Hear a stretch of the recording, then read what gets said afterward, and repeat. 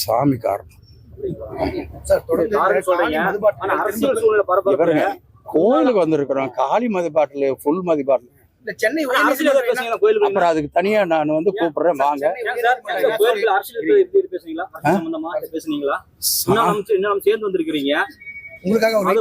நீங்க விட மாட்டீங்க போல் இருக்க. திமுக அமைச்சருங்க 2 பேர் சேர்ந்து வந்திருக்கீங்க, அரசியல் பேசுறீங்களா? சூழ்நிலை ஏங்க வந்து சிங்கனூர் முன்னாள் எம்எல்ஏ வந்து திமுக சேர்ந்துக்கிறாருங்க. நான் இப்ப அந்த கருத்து எதையும் நான் சொல்ல முடியாது. நான் டைவர்ட் ஆகக்கூடாதுங்க.